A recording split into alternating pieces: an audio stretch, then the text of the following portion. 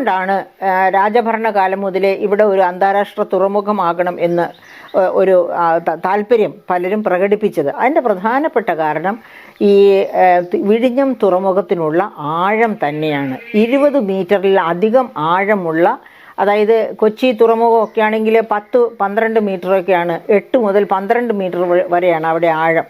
അപ്പോൾ ഇതുപോലെയുള്ള മദർഷിപ്പുകൾക്കൊന്നും അവിടെ അടുക്കാനൊക്കില്ല, ഒരുപാട് താഴ്ത്തി കുഴിക്കേണ്ടി വരും. അതുകൊണ്ടാണ് വല്ലാർപാടം ടെർമിനൽ, അതും കണ്ടെയ്നർ ടെർമിനലാണ്. പക്ഷേ ഇത്ര വലിയ മദർഷിപ്പുകൾക്ക് വല്ലാർപാടത്ത് വരാൻ ഒക്കുകയില്ല.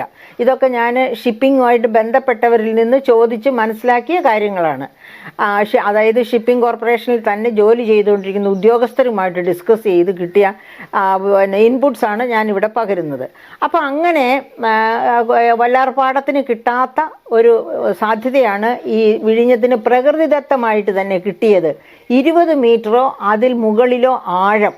അപ്പം അവിടെ നിന്ന് മണ്ണ് മാറ്റേണ്ട ആവശ്യം തന്നെ വളരെ കുറവാണ്. ഏറ്റവും വലിയ മദർഷിപ്പുകൾക്ക് അവിടെ വരാനുള്ള സാധ്യതകൾ വളരെ കൂടുതലാണ്.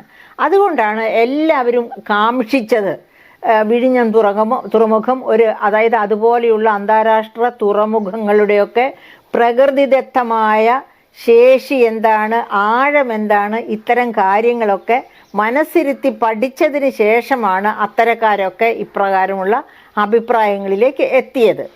അങ്ങനെ തുടങ്ങിയ അപ്പോൾ അതിന് പ്രകൃതിദത്തമായ ഒരുപാട് സൗകര്യങ്ങളുണ്ട്.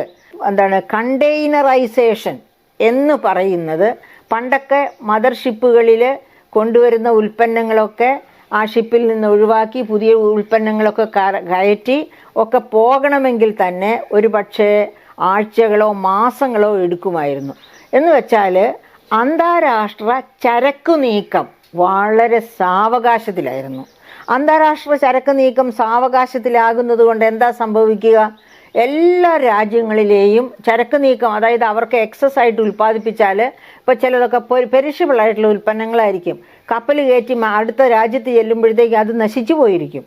അങ്ങനെയൊക്കെയുള്ള സാഹചര്യത്തിൽ പല ഉൽപ്പന്നങ്ങളുടെയും ഉൽപ്പാദനം കുറഞ്ഞിരിക്കും. അതുപോലെ തന്നെ വില കയറ്റി അയക്കുമ്പോഴുള്ള വിലയായിരിക്കില്ല ഡെസ്റ്റിനേഷനിൽ ചെന്ന് ചേരുമ്പോൾ.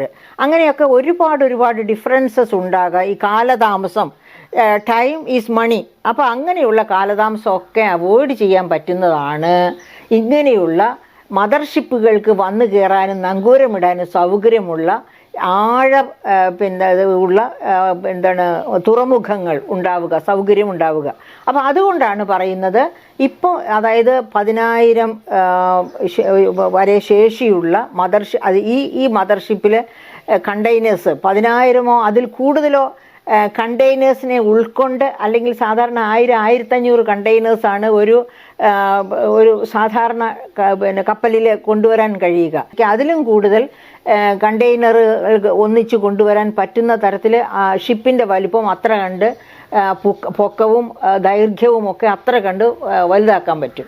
അപ്പോൾ അത് മാത്രവുമല്ല, എല്ലാം മെക്കാനിക്കലാണ് അല്ലെങ്കിൽ ഓട്ടോമേറ്റഡ് ആണ്. എന്ന് വെച്ചാൽ ക്രെയിൻ വർക്ക് ചെയ്യുന്നത് പോലും മനുഷ്യ സഹായം കൊണ്ടല്ല, ക്രെയിനിന് തന്നെ നിർമ്മിത ബുദ്ധിയുടെ സഹായത്തോടു കൂടിയാണ്, അല്ലെങ്കിൽ ഓട്ടോമേറ്റഡ് ആണ്.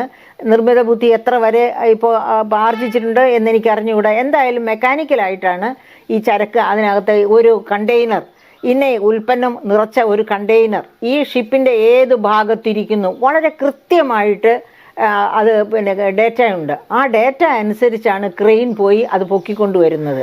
അപ്പോൾ തീർച്ചയായിട്ടും നിർമ്മിത ബുദ്ധിയുടെ പ്രയോജനം ഇതിനകത്ത് പെടുത്തുന്നുണ്ടെന്നുള്ളത് സംശയമില്ലാത്ത കാര്യമാണ്. അങ്ങനെ വളരെ എളുപ്പം, അതായത് മാസങ്ങളോളം കപ്പൽ അവിടെ വന്ന് കെട്ടിക്കിടക്കേണ്ടിയിരുന്ന സമയത്ത് ഇപ്പോൾ ഒരു പക്ഷേ മണിക്കൂറുകൾ അല്ലെങ്കിൽ ദിവസങ്ങൾ മാത്രം അവിടെ ചെലവഴിച്ച്, അപ്പോൾ ഒരു പക്ഷേ പാചകം ചെയ്ത് ഫ്രീസ് ചെയ്ത ഭക്ഷണം പോലും അമേരിക്കയിൽ നിന്ന് ഇന്ത്യയിലേക്കോ ഇന്ത്യയിൽ നിന്ന് അമേരിക്കയിലേക്കോ കയറ്റി അയക്കാൻ പറ്റും. കണ്ടെയ്നറൈസേഷൻ ഏറ്റവും വേഗത്തിൽ, അതായത് അതിൻ്റെ ലോജിസ്റ്റിക് കോസ്റ്റുകളൊക്കെ ഏറ്റവും കുറച്ചുകൊണ്ട് ഏറ്റവും ബെനഫിഷ്യലായിട്ട് ഈ കണ്ടെയ്നർ ഷിപ്പുകൾ പോകാനും വരാനും തുടങ്ങുകയാണെങ്കിൽ പാകം ചെയ്ത ഭക്ഷണം പോലും അങ്ങോട്ടും ഇങ്ങോട്ടും ഈസി ആയിട്ട് മറ്റേ ഫ്രീസ് ചെയ്ത് എപ്പോഴും നമ്മൾ കയറ്റി അയക്കുന്നുണ്ട്, അതല്ല, അത്രയൊന്നും ഇല്ലാതെ തന്നെ നമുക്ക് ഡിപ്പെൻഡ് ചെയ്യബിൾ ആയ രീതിയിൽ കാര്യങ്ങൾ മെച്ചപ്പെടാം. അതുപോലെ ഈ കണ്ടെയ്നറൈസേഷൻ മൂലം അന്താരാഷ്ട്ര വ്യാപാരം വളരെ വേഗത്തിലാകും എന്ന് പറഞ്ഞാൽ ഓരോ രാഷ്ട്രത്തിനും കയറ്റി അയക്കേണ്ട ഉൽപ്പന്നങ്ങൾ കൂടുതൽ ഉൽപ്പാദിപ്പിക്കാൻ പറ്റും. അങ്ങനെ എല്ലാ തരത്തിലുമുള്ള എന്താ പറയുക പ്രയോജനകരമായ രീതിയിലുള്ള ഒരു പോസിറ്റീവ് ഗ്രോത്താണ് മറൈൻ മേഖലയിൽ ഉണ്ടാവുക. അതായത് നമ്മൾ ഓഷ്യാനിക് റിസോഴ്സസിനെ നന്നായി യൂട്ടിലൈസ് ചെയ്യാൻ നമുക്ക് പറ്റുന്ന ഒരു അവസരത്തിലേക്ക് ഓഷ്യാനിക് റിസോഴ്സസിനെ മാത്രമല്ല മറ്റ് കരയിലുള്ള റിസോഴ്സസിനെയും മറ്റ് രാജ്യങ്ങളിൽ എത്തിക്കാനും അങ്ങനെയൊക്കെ അതുപോലെ തന്നെ അത് ഫിനിഷ്ഡ് ഗുഡ്സ് ആക്കുന്നതിന് അതോടൊപ്പം തന്നെയാണ് ടൂറിസം വികസനം. ഇതൊക്കെ സാധ്യമാണ്